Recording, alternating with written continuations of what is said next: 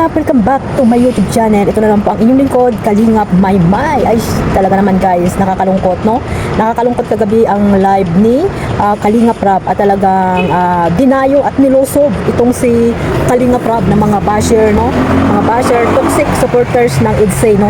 At hindi natin alam kung bakit ganyan sila mga Kalingap. Talagang grabe, nakakaiyak, nakakalungkot ang nangyari kagabi, no? At naawa din ako siyempre kay Kalingap Edo at kay Beyonce kasi alam naman natin si Kalingap Edo ay napakabait na tao bilang isang charity vlogger, di ba mga Kalingap? At ayun, nakakalungkot, di ba? Dahil sa mga pangyayaring grabe. Ganyan pa talaga ang buhay ng mga leading man, mga Kalingap, na mga love team natin dyan, na yung iba ay siniseryoso yung mga nakikita or mga balita mga Kalingap. So bago natin simulan ang ating reaction guys, at wala tayong video dito, no, bumabase lang po tayo sa live ni Kalingap Rab kagabi mga Kalingap. At syempre pag kay Kalingap Edo, no, sa EDSA, nandiyan rin po tayo para po suportahan at protektahan po sila, lalo na po si Kalingap Edo na isa pong charity vlogger. Wala po siyang ginawa kundi tumulong lamang sa mga taong naghihirap, pero may makita lang na mali or mali nga ba yung nakikita kay Kalingap Edo. Talaga namang grabe po yung mga paninira excuse me at mga sinasabi nyo po sa tao na akala nyo naman ay talagang pinakain nyo si Kalingap Edo sa inyong mga palad, no?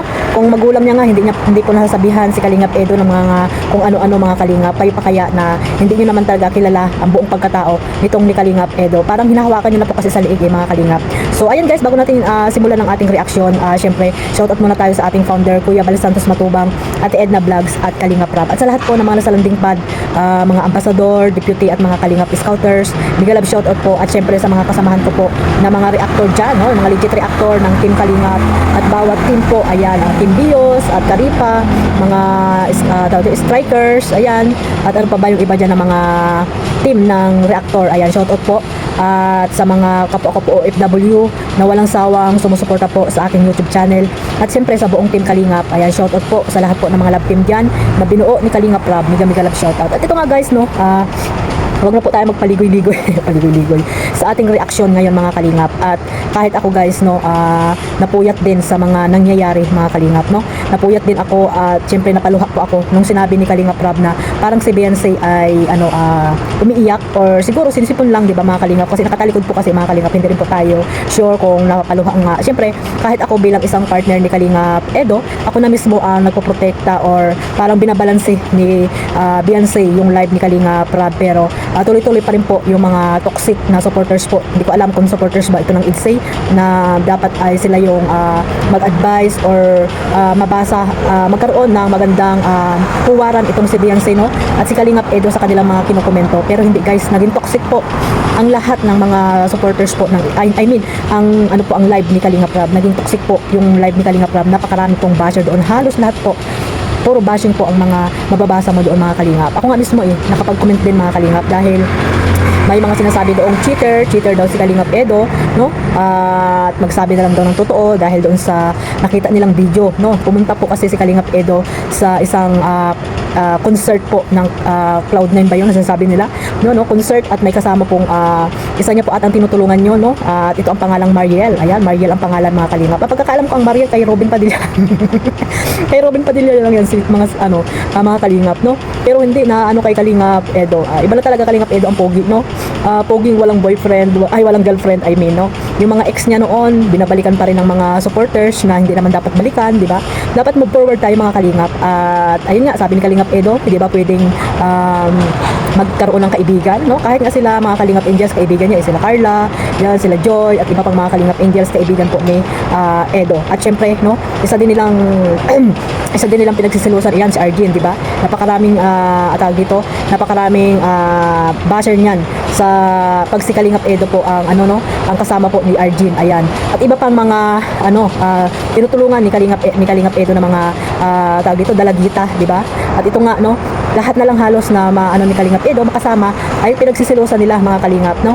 Kahit si Beyonce, siguro nag-iisip din si Beyonce mga Kalingap, no? At ayun nga, kagabi siya mismo ang nagsasabi sa inyo na tumigil na kayo guys, tumigil na kayo sa pagbabash nyo kay Kalingap Edo, dahil si Kalingap Edo po ay siyempre apektado rin po sa inyong mga sinasabi na hindi natin alam kung totoo, di ba mga Kalingap? Kung totoo na may relasyon ito sila ni Mariel. Ayan mga kalingap, na sabi ni Kalingap Edo, masama bang maging kaibigan lang or kasama lang doon?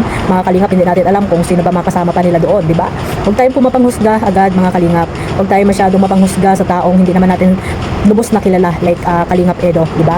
Nagpaliwanag na siya dyan, pero grabe mga kalingap ang mga pinagagawa niyo dito kay Kalingap Edo. Hanggang kailan niyo po sasaktan ang damdamin ni Kalingap Edo? Even though may pagkakamali siya, di ba mga kalingap? Pero wag naman po tayong sobra-sobra. Yung mga sinasabi niyo, no? Below the belt na po yung iba. At the same time, yung nanay niya nga, hindi, sabi ko nga, yung nanay niya, yung mga kapatid niya, mga pinsan niya, siguro hindi nakakapagsalita ng ganyan, di ba? Even Kalingap Rab, di ba, nagulat siya sa mga pinagsasabi niyo dyan sa live ni Kalingap Rab. At hindi na kayo nagkaroon ng respeto, guys, no? Hindi naman live po yun ni Kalingap Edo, pero ganun yung paglusob nyo, no, dito sa live.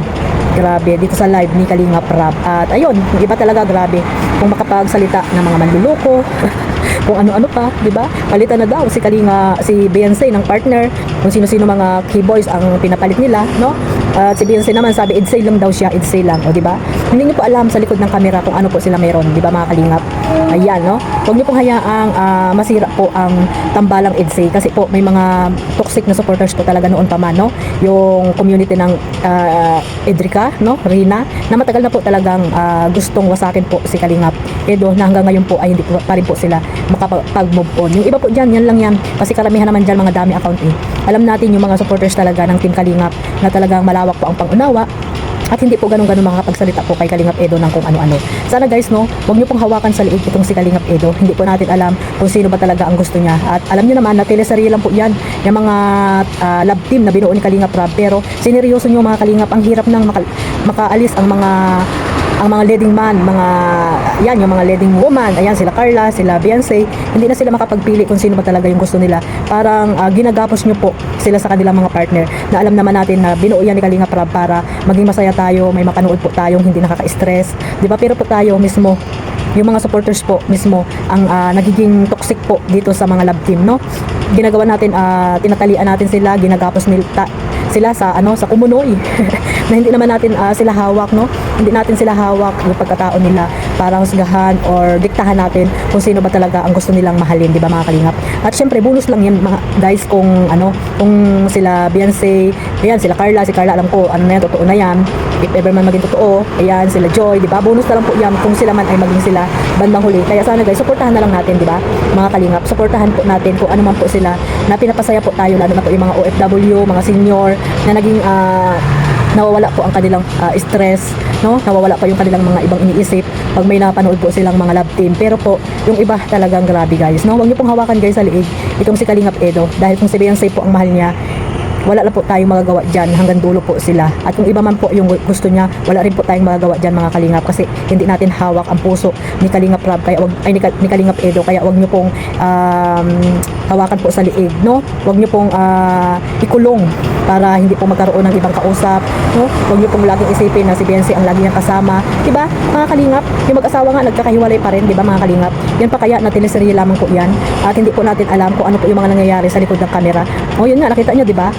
Hinatid ni Kalingap Edo, ganyan po magkaroon ng effort si Kalingap Edo, napakalayo po ng bahay nila Beyonce, para po pag-isipan nyo ng hindi maganda itong si Kalingap Edo. At the same time, hindi na kailangan ni Kalingap Edo magpaliwanag para ibas nyo ng ibas si Kalingap Edo, diba mga kalingap? Kasi paligsalita si Kalingap Edo, hindi nyo naman pinapakinggan, diba? Gusto nyo yung mga sinasabi nyo ang sundin ni Kalingap Edo. Paano na tayo niyan mga kalingap? Nasa isa po tayong team para po magsuportahan, magmahalan tayo. Huwag nyo po sanang iba si Kalingap Edo, kasi po ang iniisip lang naman niya, ang ginagawa niya sa kanyang channel ay makapagtulong sa mga taong naghihirap. At the same time, dito po kay Beyonce, di ba? Nang dahil kay Kalingap Edo, sumikat po si Beyonce, at marami pong sponsor na tumulong po kay Beyonce mga kalingap. Hindi po yan viral si Beyonce kung wala po si Kalingap Edo. Yan po yung totoo dyan. Kaya sana guys, no, suportahan na lang po natin. Huwag na tayong kung ano-ano po mga sinasabi nyo dyan. Grabe guys, parang hindi na rin makain ng aso yung mga sinasabi nyo dyan, na akala nyo naman kayo pa ang nagpakain dito kay Kalingap Edo. Huwag pong ganyan mga kalingap, kasi nasa isang team po tayo, no? Team Kalingap po tayo. Huwag po tayo magsalita ng hindi maganda sa ating kapwa or mapanghusga po mga kalingap. So hanggang dito lang mga kalingap, sana po ay magmahalan tayo, no? Palayain nyo po sila, no? Palayain nyo sila mga kalingap. So yan lang po, God bless po everyone, at maraming salamat po sa suporta ninyo po sa aking YouTube channel Kalingap Maymay. Bye bye.